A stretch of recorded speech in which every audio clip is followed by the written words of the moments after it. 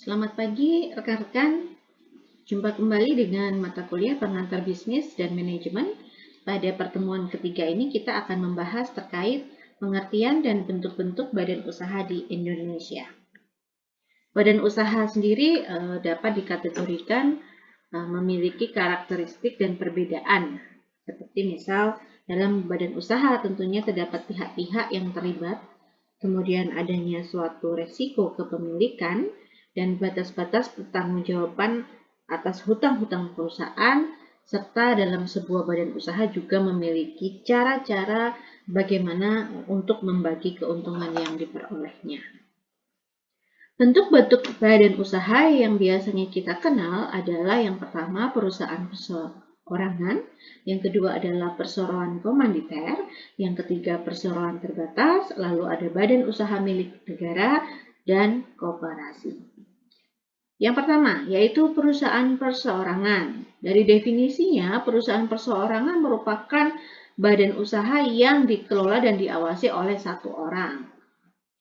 Kelebihan dari perusahaan perseorangan ini mudah dibentuk dan dibubarkan, ya, karena hanya terdiri dari satu orang, maka kapanpun ingin dibentuk atau kapanpun ingin dibubarkan tidak terlalu masalah. Jadi cukup mudah, dan kemudian juga bekerja secara sederhana, tidak terlalu rumit pengelolaannya, dan apabila ada keuntungan tentu saja karena dimiliki oleh satu orang tidak perlu ada kebijakan pembagian laba, karena keseluruhan laba ya tentunya untuk pemiliknya. Namun perusahaan perseorangan juga memiliki kelemahan. Yang pertama yaitu tanggung jawab tidak terbatas. Artinya bahwa karena dia yang melakukan pendirian perusahaan, baik buruknya, untung dan ruginya akan dibebankan kepada pemiliknya tadi. Dan kemampuan manajemennya terbatas pula karena hanya didirikan oleh satu orang, mungkin ide-ide yang ada di dalam perusahaan tidak terlalu banyak sehingga kemampuan manajemennya juga terbatas, tidak bisa dilakukan pembagian tugas. Dan kemudian sumber dana serta resiko juga ditanggung sendiri, sangat tergantung pada pemiliknya itu tadi. Kemudian bentuk yang kedua adalah perseroan komanditer. Perseroan komanditer ini adalah persekutuan yang didirikan oleh beberapa orang atau disebut dengan sekutu yang menyerahkan dan mempercayakan uangnya untuk dipakai dalam persekutuan tersebut. Kelebihan perseroan komanditer ini adalah bahwa modal yang dikumpulkan relatif lebih banyak dan kemampuan untuk memperoleh kredit pun juga lebih besar. Lalu manajemennya karena tadi didirikan oleh beberapa orang, maka penugasan atau pembagian tugas dapat dilakukan, ya. Misal ada yang bagian pemasaran, ada yang bagian produksi, ada yang bagian keuangan, seperti itu. Dan juga kesempatan untuk berkembang menjadi relatif lebih besar karena didirikan oleh banyak orang, mungkin ide-ide yang terkumpul juga menjadi lebih banyak sehingga kesempatan untuk berkembang juga menjadi lebih besar. Kelemahan CV adalah bahwa tanggung jawabnya tidak terbatas. Artinya kalau misal terjadi kerugian, maka kerugian tersebut harus ditanggung oleh para sekutu tadi, sampai-sampai biasanya ya aset-aset pribadinya pun juga harus direlakan untuk menutupi kerugian tadi. Kemudian kelangsungan hidup relatif kurang terjamin dan juga sulit untuk menarik kembali investasinya. Badan usaha yang ketiga yang cukup banyak di Indonesia ini adalah perseroan terbatas, ya. Jadi perseroan terbatas ini merupakan suatu badan usaha yang memiliki hak, kekayaan, serta kewajiban sendiri yang terpisah dari kekayaan, hak, serta kewajiban para pendiri maupun pemilik. Jadi artinya berbeda dengan CV bahwa tanggung jawab para pemilik ini ya terbatas pada batasan yang tertera di dalam izin pendirian usaha. Jadi tidak bisa kemudian aset-aset pribadi digunakan untuk menutupi kerugian, ya. Ada batasan tertentu. Itu yang membedakan antara PT dengan CV. Kebaikan dari PT ya karena dia bisa menghimpun dana begitu ya dalam bentuk saham, maka kelangsungan hidup perusahaannya relatif terjamin dan juga kebutuhan modal yang lebih besar akan mudah dipenuhi, ya, karena PT biasanya bisa melakukan perluasan perusahaan usaha dan juga pengelolaan perusahaan dapat dilakukan dengan lebih efisien.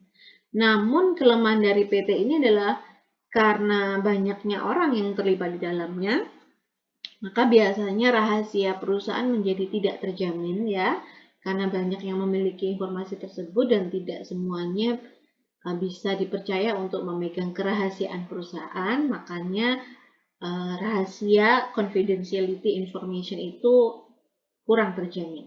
Dan juga hubungan yang efektif antara pemegang saham ini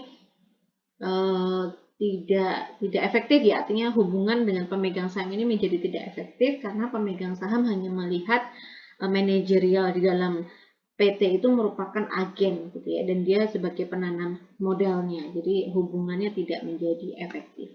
Sifat dari perseroan terbatas ini adalah PT terbuka dan tertutup ya. PT terbuka itu biasanya kalau misalkan kita mau menggalang dana dari publik, maka kita akan TBK gitu kan, PT Unilever TBK. Nah, itu terbuka. Kalau misalkan yang tidak menggalang dana dari masyarakat, dari shareholder, dia hanya dananya dari para pemilik-pemiliknya tadi, maka disebut dengan PT tertutup. Kemudian badan usaha yang keempat ya, badan usaha bentuknya bisa juga berupa badan usaha milik negara. Karena milik negara, tentu saja BUMN merupakan perusahaan dalam bentuk apapun yang bergerak dalam bidang usaha apapun, yang sebagian atau seluruh modalnya merupakan kekayaan negara. Jadi ada unsur partisipasi negara di dalam permodalannya ya untuk BUMN.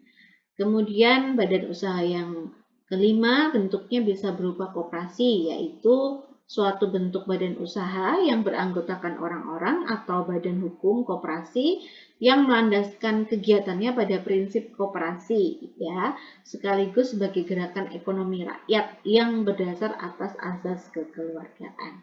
Jadi kalau terkait koperasi, koperasi memiliki prinsip yaitu yang pertama bahwa keanggotaan di dalam koperasi itu bersifat sukarela, tidak ada paksaan. Lalu pengelolaan di dalam manajemen koperasinya itu dilakukan secara demokratis, biasanya seringkali ada jajak pendapat seperti itu untuk memutuskan segala sesuatunya. Lalu pembagian sisa hasil usaha dilakukan berdasarkan jasa masing-masing anggota dan juga prinsipnya koperasi itu adalah kemandirian ya, karena dia ingin meningkatkan ekonomi rakyat dengan cara yang gotong royong ya, tanggung renteng, itu prinsip koperasi. Lalu koperasi juga memiliki keunikan atau ciri dibanding dengan bentuk usaha yang lain. Koperasi itu lebih dipentingkan adalah keanggotaannya, lebih mementingkan keanggotaan. Jadi biasanya kalau kita menjadi anggota sebuah koperasi, kita akan memperoleh beberapa fasilitas, kemudahan dibandingkan dengan orang-orang yang tidak menjadi anggota koperasi.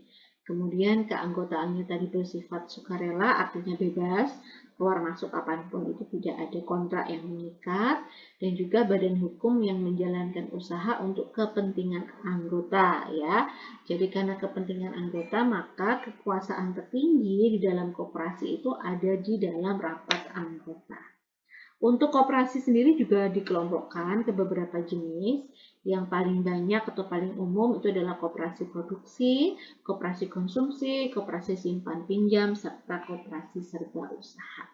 Baik, kemudian badan usaha yang lain itu adalah berbentuk lembaga keuangan. Nah, lembaga keuangan ini bisa dibagi menjadi dua ya. Yang pertama adalah lembaga keuangan bank dan yang kedua adalah lembaga keuangan non-bank. Nah, untuk bank tentunya teman-teman juga sudah paham ya, banyak sekali bank di Indonesia.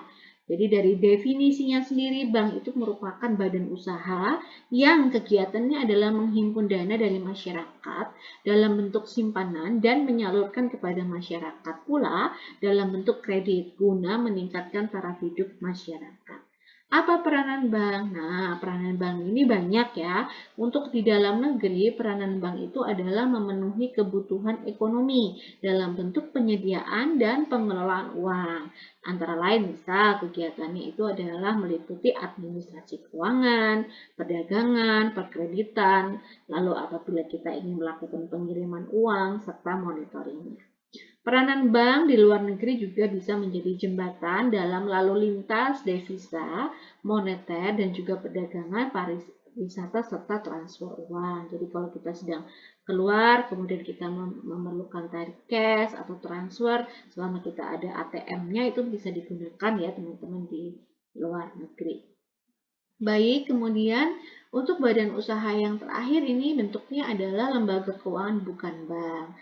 Jadi untuk lembaga keuangan bukan bank ini merupakan badan yang melakukan kegiatan di bidang keuangan pastinya yang secara langsung atau tidak langsung menghimpun serta memberikan pinjaman jangka menengah yaitu 1 sampai dengan 5 tahun serta jangka panjang.